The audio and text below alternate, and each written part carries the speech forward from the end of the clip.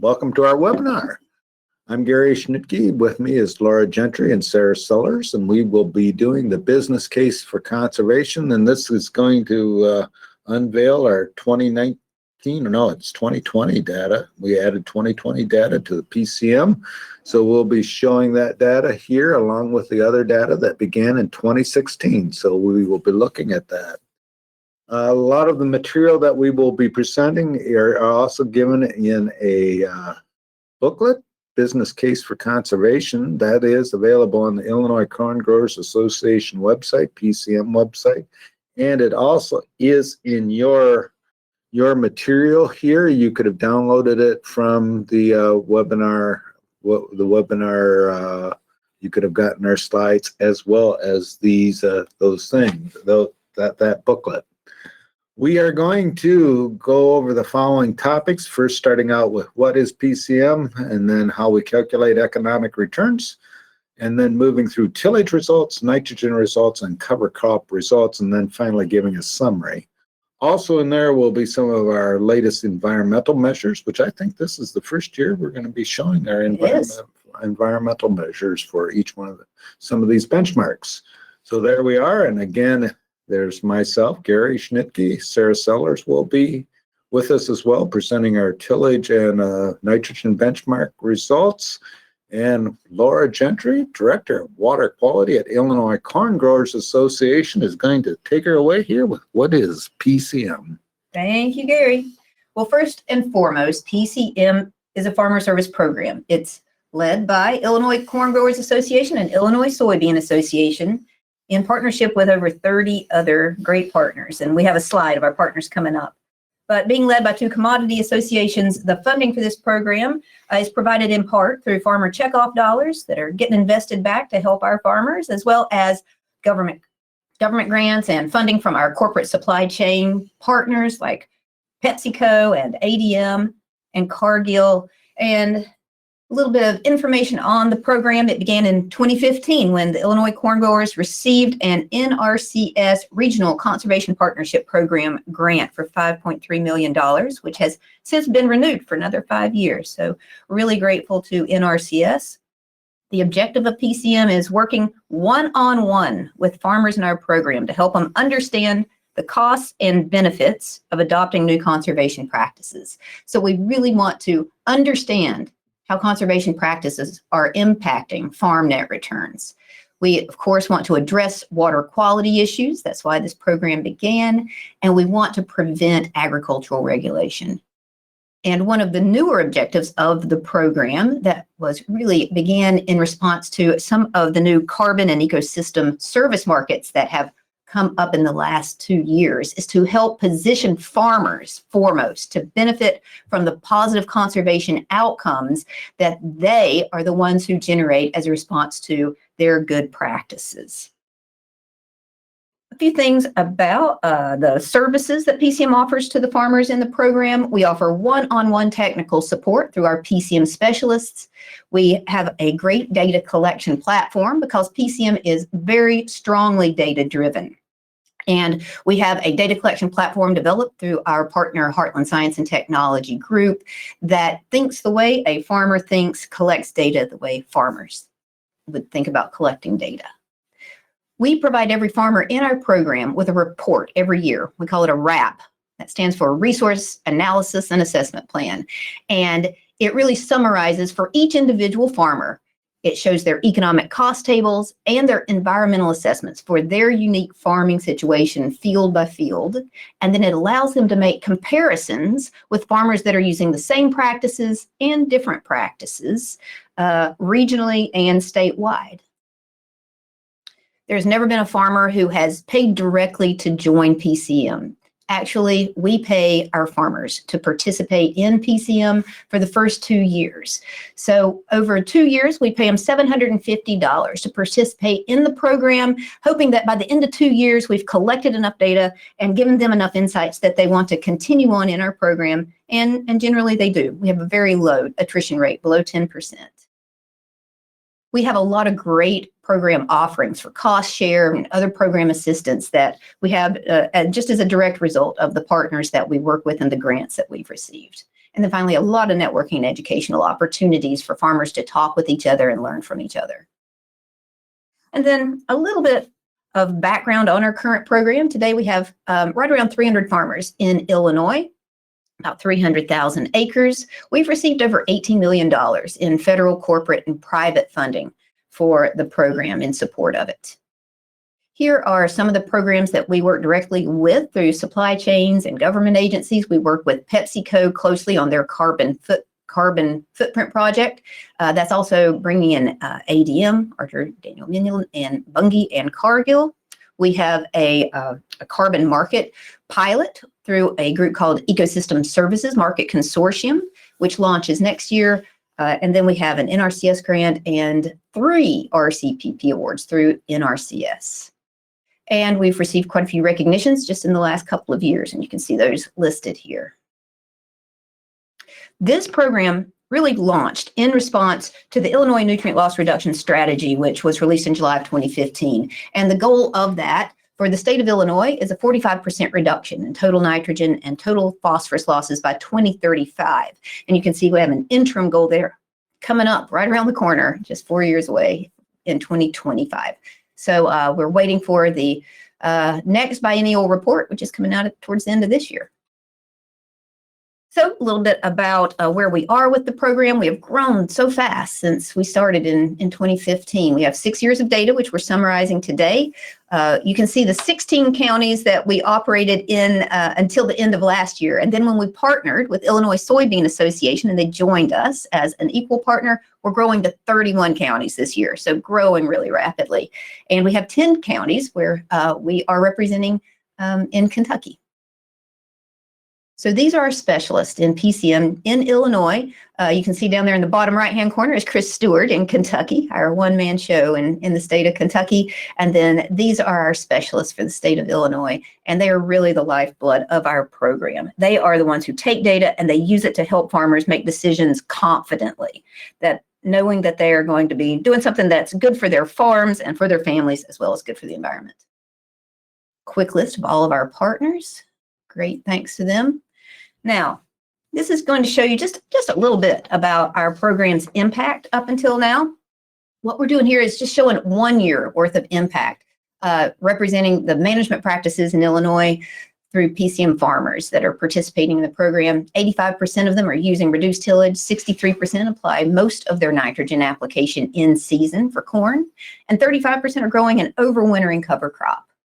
This is really showing the environmental outcomes for the PCM farmers. We can demonstrate that we've reduced nitrate nitrogen losses by 615,000 pounds, phosphorus losses by 90,000 pounds, and sediment loss by 127,000 tons through the changes in practices of our farmers. Here's a little bit about our conservation acres: 141,000 reduced tillage acres, 62,000 acres of in-season nitrogen application, and 25,000 acres of cover crops.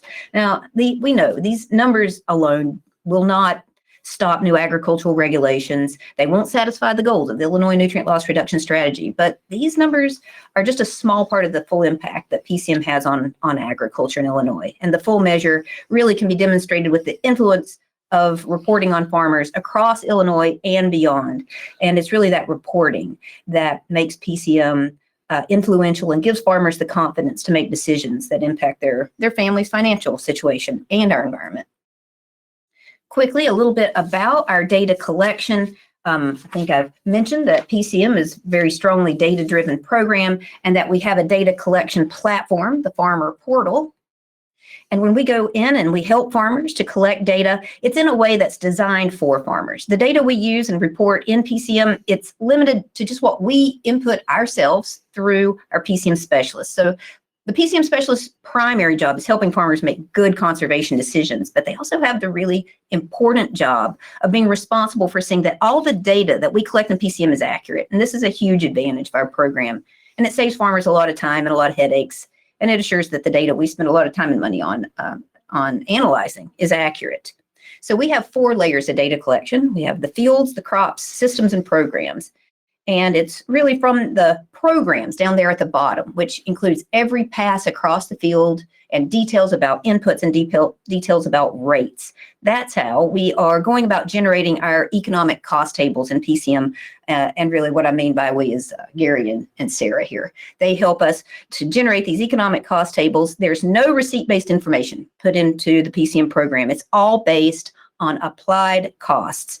And these are references that we get from Dr. Schnittke, from Dale Latz and the Illinois FBFM program, and lots of great analysis from Dr. Schnittke and from Sarah. So back to our PCM practice standards. A central tenet in our program is that every conservation decision is a business decision for the farmers in Illinois. And good decisions for farmers, at least, are based on having good, meaningful comparisons. Comparisons of their farming practices with those of what their neighbors are doing, with what those of farmers using other practices are doing. So our PCM practice standards help farmers compare their current decisions around tillage, cover crops, and nutrient management with those of farmers that are using more conservation-based practices. And really, this is a lot of times the missing piece for farmers who are interested in a new conservation practice, but they just lack that little bit of extra confidence that comes from knowing that other farmers that are farming ground a lot like theirs are using these same conservation practices and are at least as profitable as they are. So we're going to describe now how we use that data to come up with economic return. So as Laura mentioned, we base this all on field pass data. And here's an example of what the field pass data might look like for cover crop in a conventional system. And again, this would be recorded for each field. We would have those fields geolocated, and each one of these passes, if you will, would have much more information associated with that pass. For example, number 2 on the cover crop is applied DAP. We would know the DAP application rate for that. Same thing with spray pre-plant. With N, we would know the nitrogen rate and the nitrogen type, and hydrous ammonia. In this case, it's probably 28% or 32% N. One thing to note here is that there are 7 passes for our cover crop system, and our conventional system has 8 passes. And by the way, our conventional system, if you're looking at what we would classify this in our tillage benchmark, it would be a one-pass system. One-pass system doesn't mean there's one pass system through the field. It means there's one tillage pass system. We still have to plant it, we still have to spray it, and we still have to harvest it. Amongst other things. But it is important to note that there are maybe more passes through the fields than you would expect, and there are about as many ways to combine those passes in the field as there are farmers in the system. From that, we calculate economic reports, and these are given to each farmer. We're giving you a detailed look of that, but we come up with gross revenue for that acre, which is yield times price of corn or soybeans, primarily in this area. This area, what we're presenting results for are primarily corn and soybean rotations, corn, soybeans 50-50. So we take the yield times a price that we generate each year. So there's nothing in these results about the marketing advantage of one farmer over the other. We use standard price. Then we go through and calculate the direct cost, which is fertilizer, seed, chemicals, drying, storage, and crop insurance. And those would be, for example, P and K would be based on applications of DAP and MAP. Amongst those would be the 2 big fertilizers that are applied times, again, a standard rate. We would then divide out power cost, which would be based on the number of passes and who did that pass. So we have use machinery cost estimates to calculate the power cost. Each pass has a cost. Then we add to that overhead cost. And our big item that we look at as far as economics is operator and land return, which is crop revenue minus direct cost, minus power cost, minus overhead cost gives us operator and land return. Now, overhead cost will be the same for each farm, so there's no difference in overhead cost across these operations. So operator and land return is what we're making those comparisons by, and that is the amount that's left to pay the farmer and the landowner. So we will use those operator and land return, and Sarah will give us some tillage cost comparisons. Okay, I'm going to talk a little bit about what we found in our tillage and our nitrogen results. First, we'll start with the tillage. So first, I'll start by talking about our tillage standards. So each field in the PCM data is assigned to a tillage standard based on the tillage passes performed. So for those standards, we have no-till, we have strip-till, we have one-pass light, which is a one-pass tillage system without a deep tillage pass included. We have two-pass light, which is a two-pass tillage system with those tillage passes not including a deep tillage pass. We have the two-pass medium standard, which is the two tillage passes that included one deeper tillage pass. And we also have the 3+ standard, which is 3 or more tillage passes. So the idea for this slide is to give you an idea about the types of tillage practices that are used within the PCM dataset. So the percentage represents the percent of fields that fall within each tillage standards. So you'll see 47% of our soybean fields are no-till and 36% of our corn fields are one-pass light.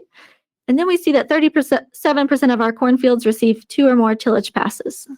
And first, we'll start out by talking about the results from the corn tillage. So for this analysis, we focus on the top 25% most profitable fields on high productivity soil. So we're looking at the best of the best and trying to see what practices they do. So the bar graph shows the percentage of the most profitable fields in each benchmark. And the main idea here is you can do any of these tillage practices and be profitable.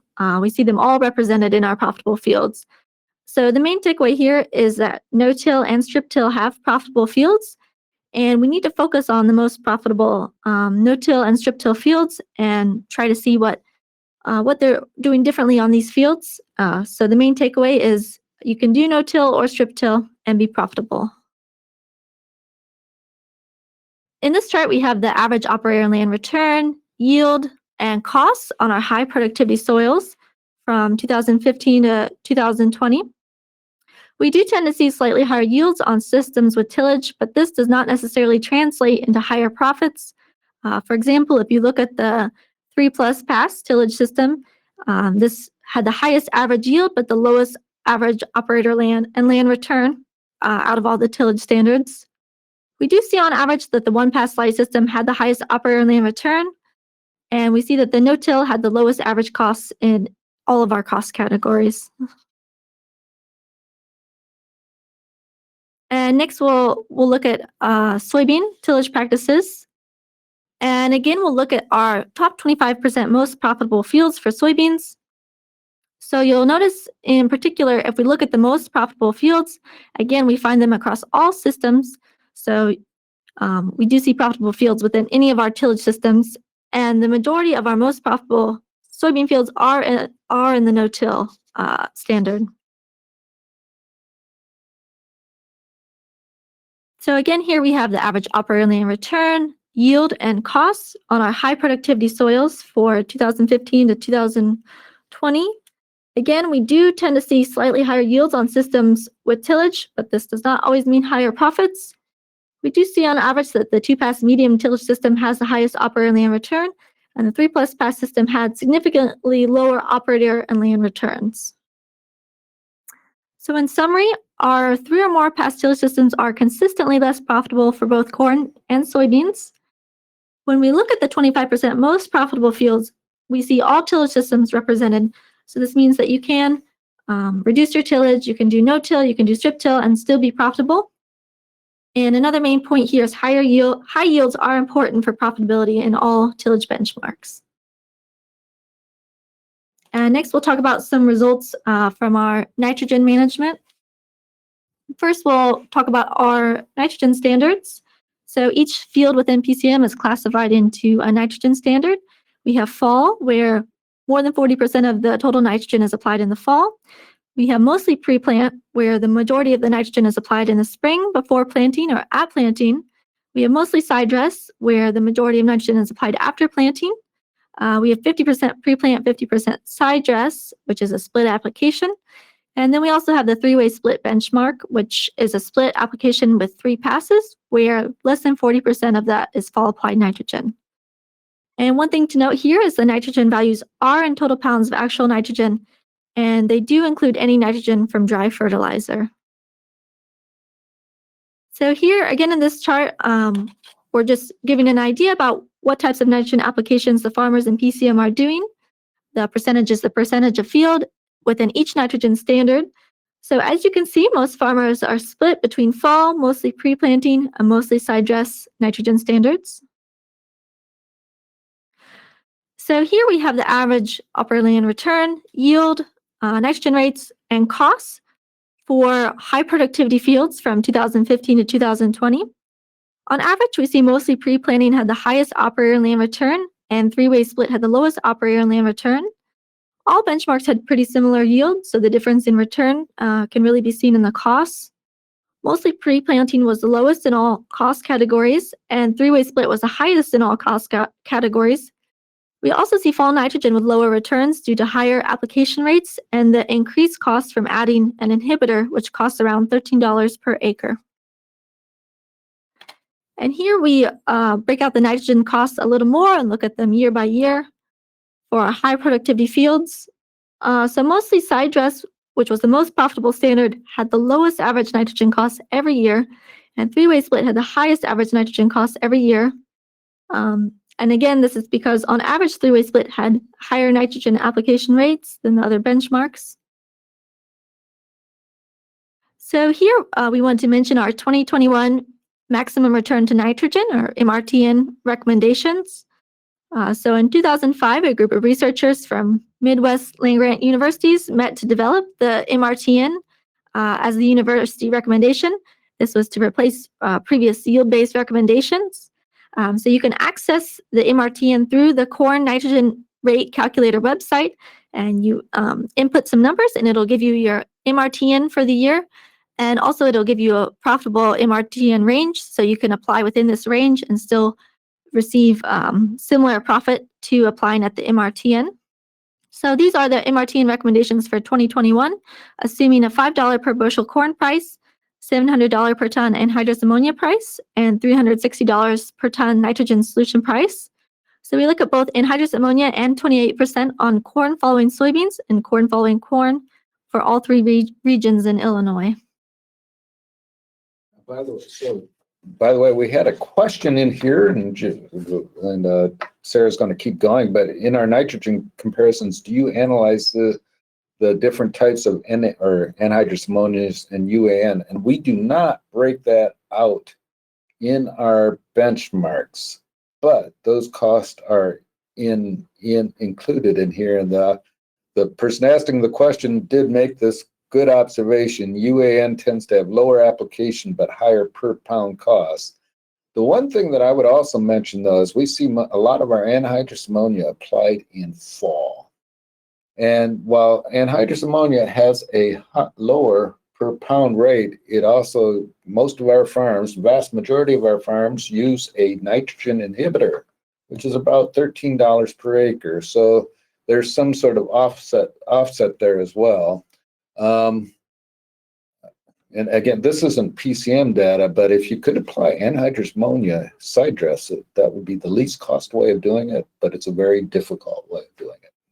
And I thought I would put that in there while we were here. Take her away, Sarah. Thank you, Dr. Schenke. So here we have a scatter plot of the nitrogen application rate on the x-axis and the yield on the y-axis. So every year there's a different MRTN and MRTN profitable range. So we took the lowest lower bound and the highest upper bound on the MRTN profitable ranges when you're looking at all the years. And so the orange box there represents the MRTN range over all the years.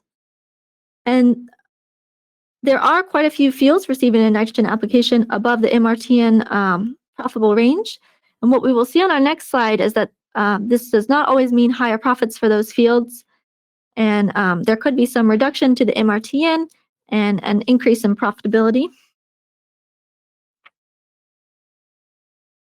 So here we have the results from regression analysis, where we looked at the effect of applying at the MRTN rate on yield, and we looked at the effect on operator land return. So we divided the nitrogen applications into different bins. So we have the below MRTN, which was more than 20 pounds below the MRTN range. We have the above 1, which was 20 pounds above the MRTN range. We have above 2, which is 20 pounds above that, above 3, and so on, 20 pounds each above. And when we look at the yield results, we see that applying below the MRTN results in a statistically significant lower yield than applying at the MRTN. And we see that we do see some statistically significant higher yields when we apply above the MRTN. But when we look at operator and land return, compared to the MRTN, we see statistically significant lower operator and land return. So the main takeaway here is that applying at the MRTN results in higher yield in this analysis, but lower operator and land return. So in summary, most fields in the sample are receiving nitrogen application above the MRTN recommended level.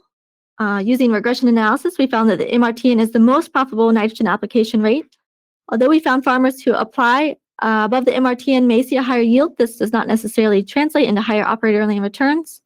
On average, the mostly pre-planting and mostly side dress nitrogen benchmarks had the highest operator and land return and lowest nitrogen costs in our data set. And now I'll turn it over to Dr. Schnitke to talk about cover crops. Yeah, thank you, Sarah. And just another question here. We're asked, do we have any results for fields with lower SPR and lower productivity fields? Yes, we do, but we're not reporting those today, and that's an omission that I didn't really think about till we're here today, and our booklet doesn't give that either, does it? No, in the regions that we've covered up to date, like from 2015 to 2020, our regions have really focused on higher SPR fields. And the reason for that is all around water quality. It's those fields, it's the higher SPR fields that are most likely tile drained, which are more likely to lose a lot of nitrogen. Now that we're partnering with Illinois Soybean, we are expanding into regions that do have more low SPR fields. So we look forward to including more of those fields in future publications and through FarmDoc. Yeah, and we will. I tell you what. Now that you mentioned that, we will put some of those benchmarks together, and we'll put that in a FarmDoc Daily article. Don't look for it next week, but this summer sometime. By the way, if you go to FarmDoc and look at our in the management section in PCM as a category, you can see all the articles we've done with PCM data. And I would want to make one other commercial. You can see some more of the results that Sarah just presented on the booklet on pages 12, 13, 14, and 15 in the PCM book. So you can look there. I'm now going to talk about cover crops. And again, we're going to look here at the cover crops, and we were going to say we need to experiment with cover crops because it is, as Laura's going to show here, one of our best ways of improving a lot of environmental factors. And we will be talking about, and we had a couple questions about carbon capture, and we're going to talk about that here in a minute. Cover crops, though, we have 3 standards: overwintering, meaning the cover crop overwinters, as I would say. Winter terminal, the cover crop doesn't last into the spring, and then none. Just a brief summary from 2016 to 2020 for corn and soybeans. We have for corn, we have 2,815 field with no cover crops and 150 with overwintering. So we have a limited number of fields for both overwintering and winter terminal in corn.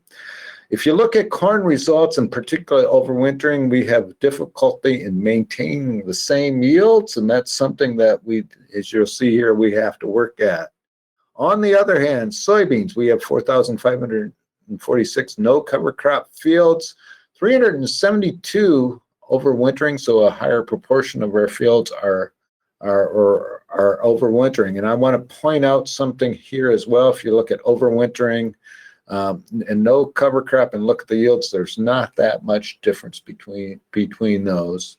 Most of our soybean results would be having the cover crop as cereal rye. And I'm just going to go through a bit more detail on those cover crops. I'm going to start here with all fields, none in overwintering. And again, overwintering, this would be primarily cereal rye. And what we see is we have a slightly lower revenue here, $9. So 1 bushel difference in yields. If you then look at direct non-cover costs, so we divided that out by direct non-cover cost and power non-cover costs. So those are the costs that are not associated with the cover crop and overhead. You can see actually that the overwintering fields have slightly less cost. Not a big difference. The power non-cover costs are a bit lower. The cover crop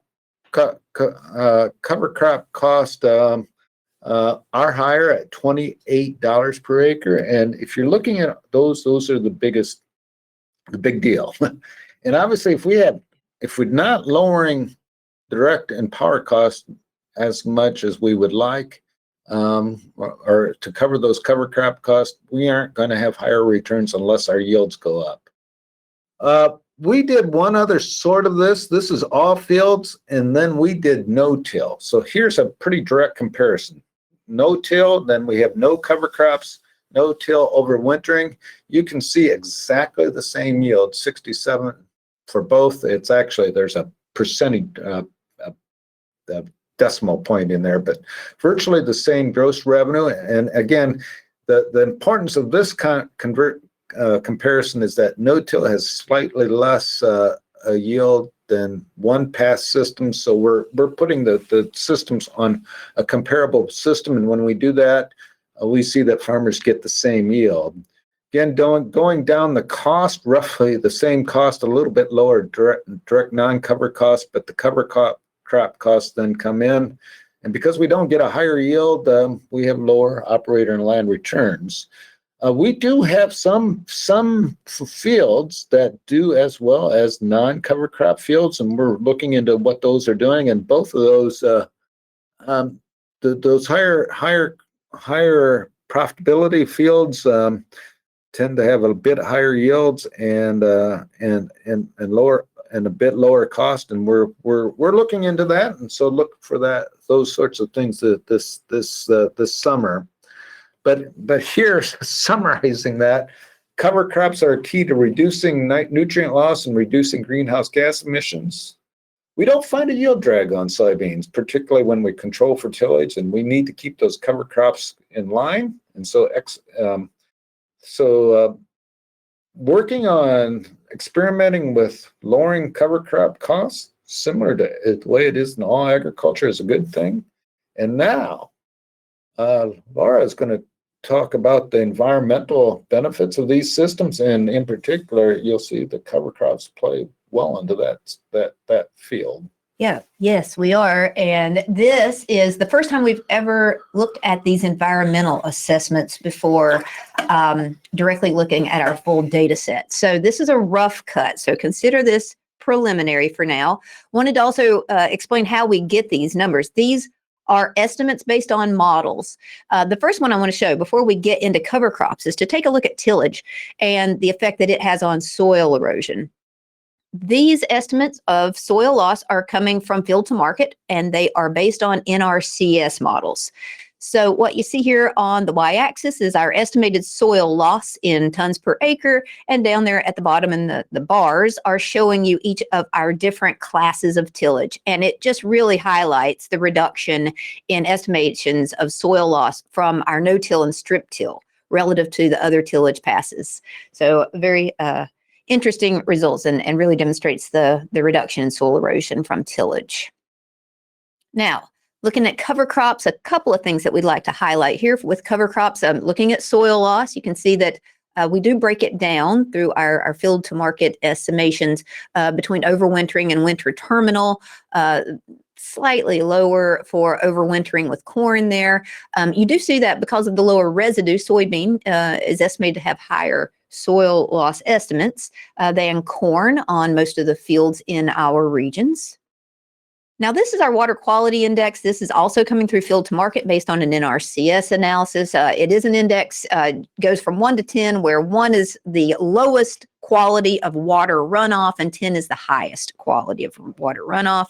Gives a little idea. So larger is better here, and some idea about the water quality index. And these results are showing us that there weren't great big differences as a result of specifically, as you might expect too, between no cover crop and the winter terminal numbers there. Here, though, this is our money slide. This is looking at our greenhouse gas emissions, and as a result of cover crops, greenhouse gas emissions as a result of cover crops.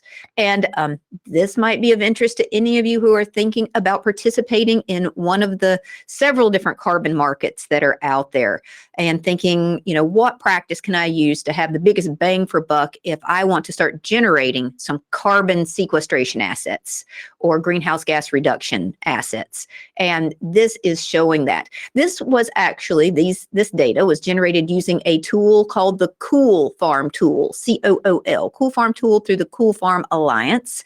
And again, rough cut data, but what it is really highlighting is that you can go from being net positive in terms of your greenhouse gas emissions from your cornfields to a net sequesterer, being able to generate a carbon asset that you can get paid for on one of these carbon markets. And it also just shows how much more you can sequester in soybeans if you're going from being maybe a slight carbon sequesterer to maybe even a net positive to being net negative and sequestering carbon, generating one of those carbon assets by using an overwintering cover crop.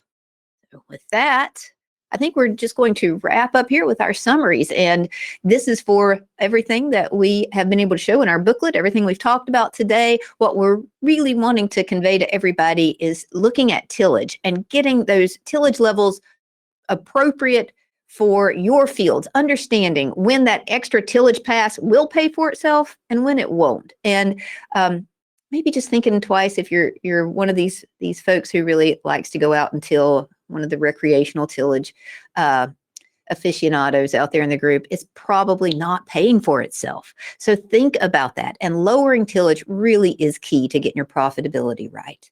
Another outcome that we see again and again, year after year, every year that we've seen this, is that the nitrogen application ranges in the MRTN, within the MRTN range, are the most profitable. Nitrogen rates above the MRTN are losing money. Oh, you're squeezing out a little extra yield, but you have to ask yourself, are you trying to maximize your yield, or are you trying to maximize your profitability? So think about that. Get your rates within that MRTN range. Maybe start on a small field or a small part of a field. See how it works for you.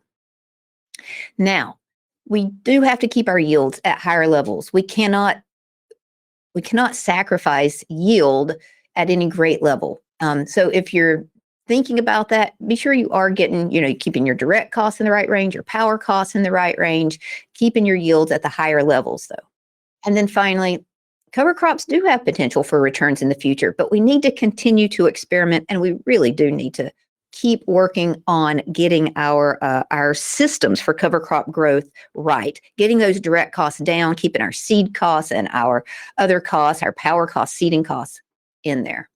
So with that, we'd like to turn it over, take a couple of questions that we might have. We would like to, of course, thank FarmDoc, Illinois Corn Growers, Illinois Soybean Association for sponsoring the PCM program. We'd like to point you to the business case for conservation document that all this is based on. You can see the URL right there at the bottom. This is all being recorded and it's available on the FarmDoc video YouTube channel. So you can go and check that out tonight, Jim. Tonight, he says, of course tonight, because he works around the clock. So thank you all so much for your time. And should we turn it over to a few questions? Yes, we will. And one of the questions we have here is, have you been able to do statistics on the yields? They may be non-significant and profit would change. We have done statistics on certain yields. One of those is with MRTNs in particular. And actually we do find that, and we have been doing a statistical analysis on yields and also on operator land returns there. So The other ones, for example, on cover crops, you would not find a statistical difference on soybeans on use or non-use of cover crops, but you would find a statistical difference on operator and land returns. So, yes, and some of those tillage benchmarks there would be non-significance there. Sarah, regarding MRT and profit, any analysis within the MRT and range? In other words, is the lowest portion or profits the same as in the higher portion? Which is a good question. Yeah, that's a great question. We haven't looked at that yet. We just focus on the MRTN range for now, but I think that's a great idea for future analysis. So thank you for the question. Does PCM look at things such as buffer strips or different perennial plantings as viable management practices? And we primarily look at in-field practices. That is our focus. So we do collect information on that, but we don't do an analysis on those fields. How many soybean fields are actually no-till versus meeting cover after seeding criteria after tillage? All of our information is based on the actual tillage passes and the implement used. So it's not based on percent residue cover at all. It's entirely based on the tillage practice itself. Why would two pass-like tillage passes have less erosion potential than one like? Yeah, that's a good one. So remember that these are just estimates, and a lot of it is too that this is not a strongly controlled trial. These aren't research plots. These are real field plots. So some of what you saw there could be the effect of the topography of the fields themselves. It could simply be that the fields that are flatter, that gets factored in, the topography of each field. And so farmers who have more rolling fields are more likely to reduce their tillage passes to a one pass or a no-till system. And so that could be, but it's more rolling, so that offsets each other. And so all of that is considered in these analyses that go into, or the models that are used. So you're seeing more than just the effect of the tillage itself there. So for any conservation practices, have you examined trends in cost benefits over multiple years for individual fields? And I presume you're asking that about cover crops, and if we've seen the cover crop fields or a field in cover crops for several years, did we see a difference in yields? We have not looked at that, but that is something that we're planning on looking at. Issues there might be data availability on that issue. Yeah, it's a really good question, and we really want to start doing some case studies and focusing a lot on the cover crops too. In fact, we are obligated to do some case studies as a result of one of our grants too. So that will be coming, so stay tuned. So does carbon capture figure into the conservation business case?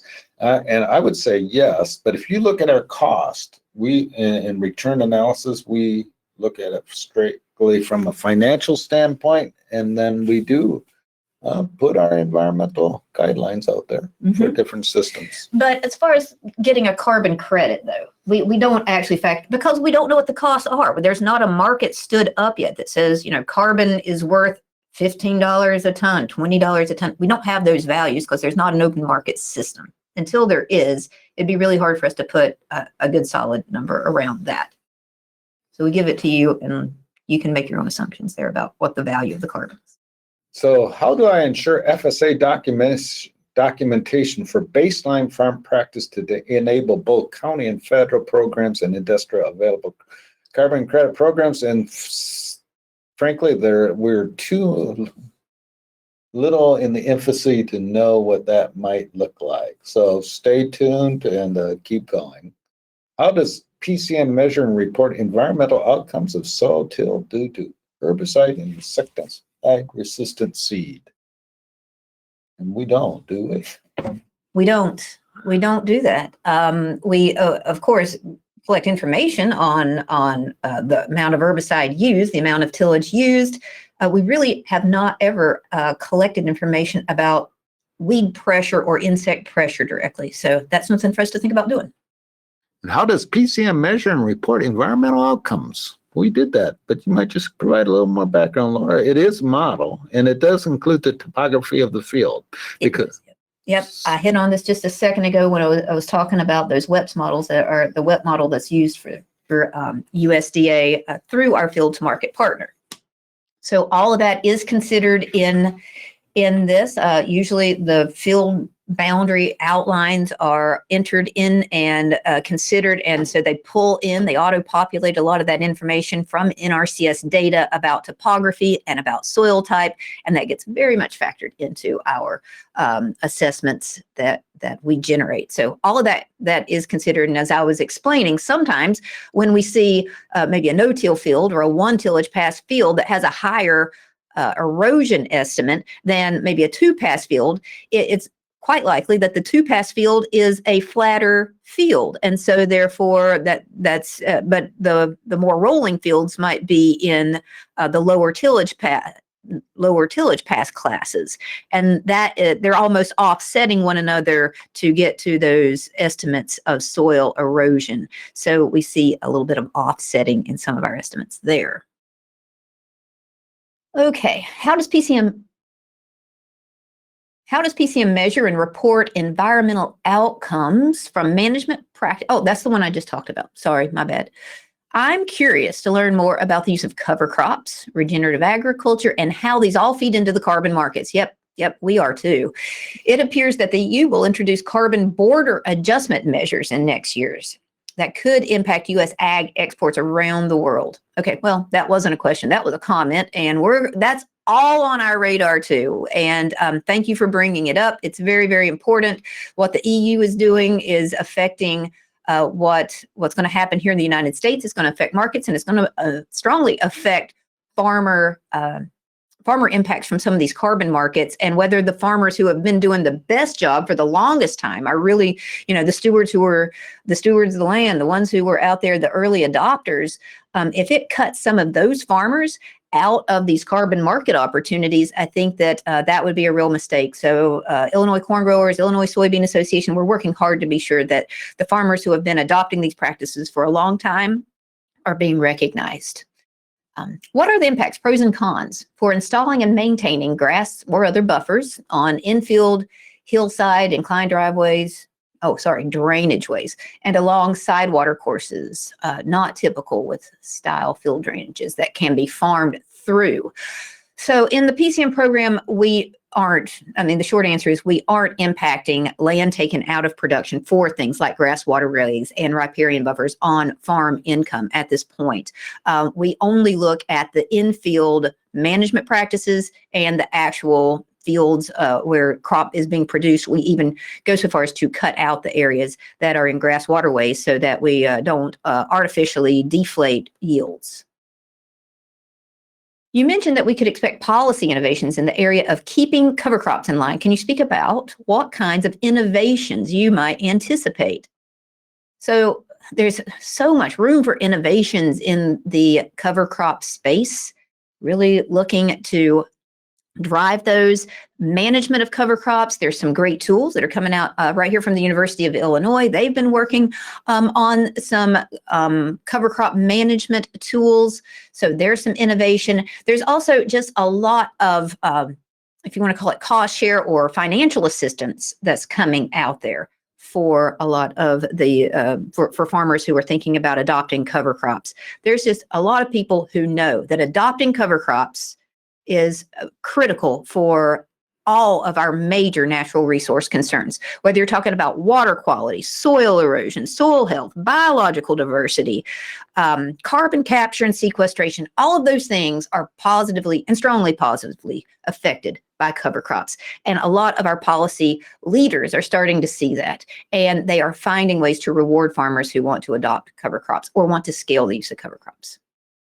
Oh, great question. Here's a good one.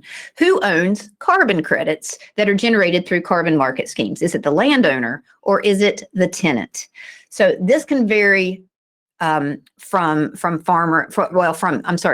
carbon market program to carbon market program.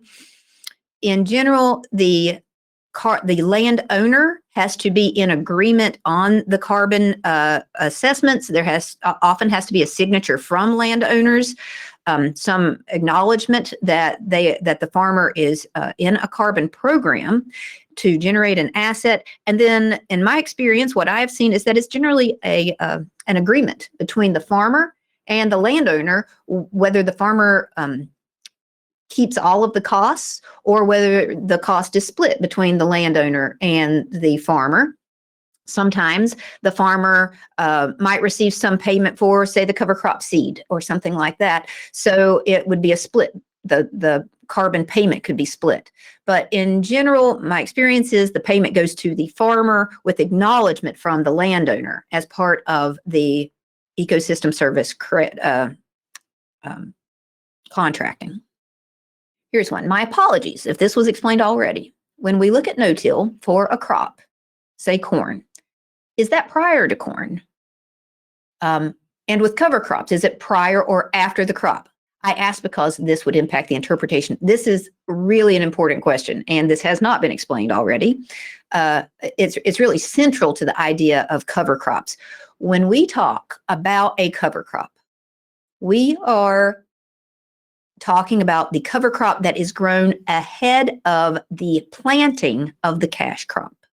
So if we're talking about cereal rye ahead of soybean, then we're talking about the cereal rye is seeded in the fall after the harvest, or it could be prior to the harvest of the preceding crop, whether it's usually corn.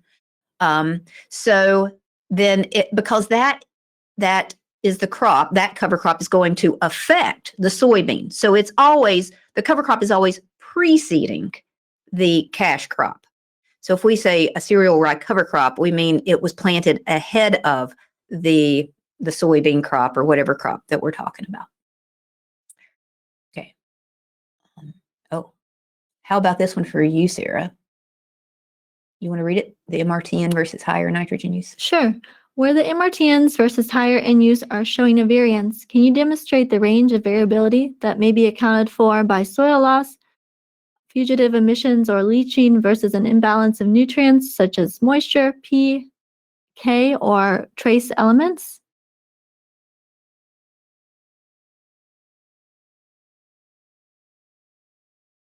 So I'm not exactly sure what the question is asking, but in our analysis we do control for different factors when looking at that MRTN. So we will control for some of that variability, and we are still working on putting the analysis together. But if you would like to read further about that analysis, we have a select paper we presented at the AAEA annual meeting. It's available online. You can feel free to email me. I can send it to you. That goes into more details about the analysis we did on the MRTN. And we should mention too, when Sarah talks about us controlling for P and K, we do have to. I mean, this is real field data, real world data. There's a lot of things that are averaged over in our numbers, but we control for any strong outliers. We throw out low yields. We throw out excessively high fertilizer rates. We don't include any fields that are manured in any of the fields. We do collect data on manured fields, but what we presented here and in our business case document doesn't contain any of that information. We kick out any fields that are not what you would consider strictly conventional corn, soybean, soybean type field. So it doesn't include, say, seed corn or seed beans or non-GMO crops or organic or transitioning. We collect transitioning to organic. We collect all that information, and we really hope to do some separate analysis on all of those systems. But as far as looking at, being able to control for excessive P and K rates, we do that at, just sort of an extreme level. We haven't refined it to look at different levels of P and K though.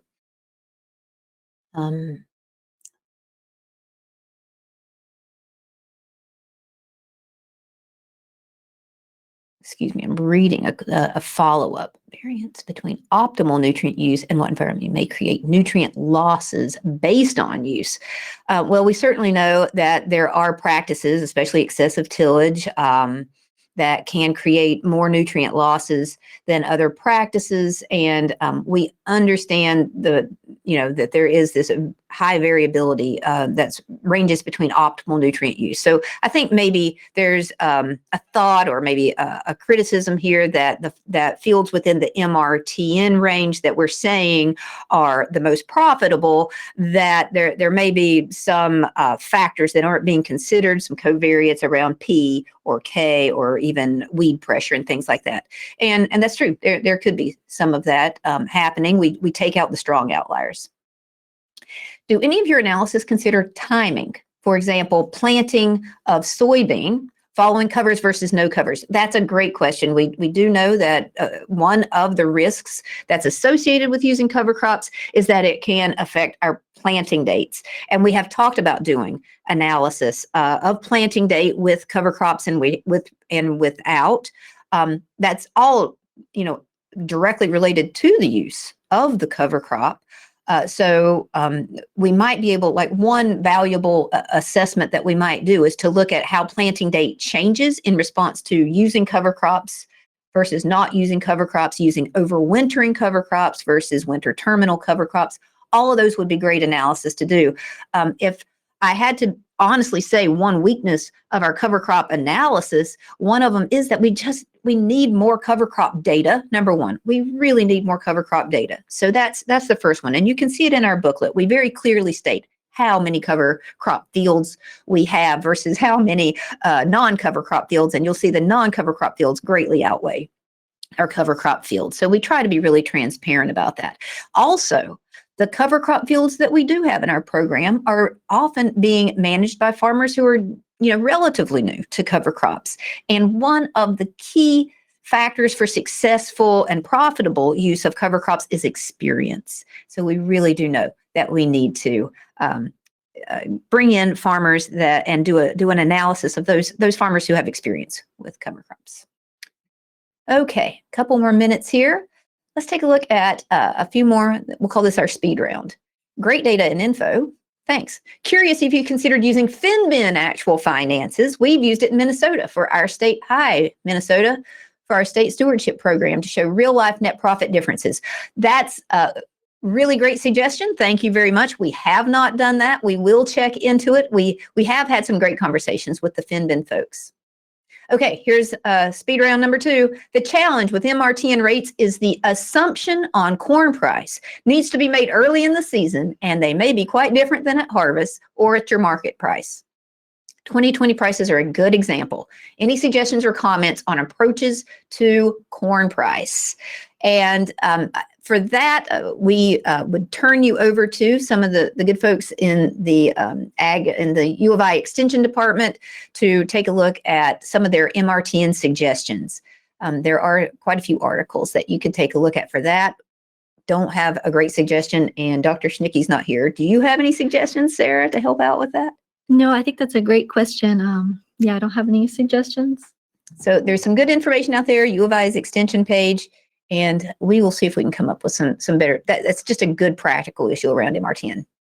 Have cooperators applied the STAR system to evaluate sustainability? Many of our farmers are STAR farmers, and a great many of the STAR farmers are PCM farmers. So I'd say the answer to that is yes. We have really worked fairly closely with the folks in STAR and look forward to continue working with them. Okay, I know many of the models and quantification schemes are struggling with how to deal with alternating tillage, no-till beans and tillage and corn. Any comments on this in your experience? So here we go with this. This is back to some of the carbon market models and assessments. There's good background out there to suggest that when you undo a fair amount of the good work you did, as far as from a carbon perspective, and I would say some of the soil structure perspective too. You just have to admit the fact that we are undoing part of the good work we're doing in no-till soybean when we turn around and work and do tillage ahead of our corn. That sort of just an objective fact. We have to understand that, and it's probably just going to be part of some of these carbon market assessment around tillage as well. So the less we can till, the better we can do, and probably the most tillage that you do in your system would be considered what you'll be assessed on for these carbon market schemes. So if you're doing one pass tillage, then speed round. Thank you, Jim. He's telling me to hurry up. Then, so the take home here is reduce your tillage as much as you can profitably. Do you think a reverse auction system, carbon banking, similar to the Conservation Reserve Program, would increase overwintering cover crop adoption among farmers? I've wondered that question myself. Don't have a great answer. I think it'd be great to look into. Speed. That might be something you could bring soil health partnership data into for the future. We're talking about that. Hey, quick stats. So there is something we are implementing right now within the Precision Conservation Program. It's really exciting. It should be out sometime early fall. It's called Quick Stats, and it's a new platform within the precisionconservation.org program, and it will allow farmers, really anybody, to be able to go into our program and selectively query data and visualize data from the PCM program on command. We're super excited about this and hope to get some early adoption of it. So as soon as we have something for you all to begin looking at, we will be putting it through our precisionconservation.org channels, beginning with our PCM farmers, as we always do. Will NRCS ever see the differences in PCM operator and land return values for cover crops versus none and adjust their cost share rates for cover crops to accommodate that ROI drag? Well, that's a great question, and we do bring this up a lot of times with our NRCS Ag Tech Committee. So they have always been very good about listening to us and making accommodations in that sense. We will continue to bring it up. Thanks a lot.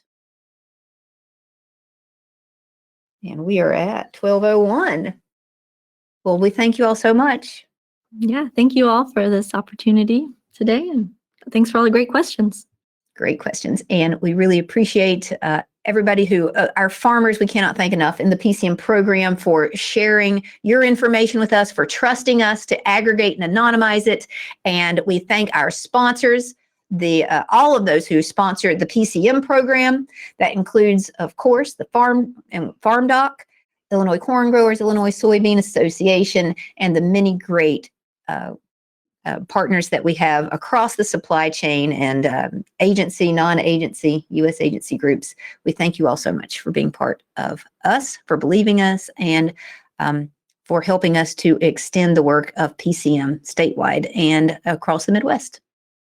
Have a great afternoon.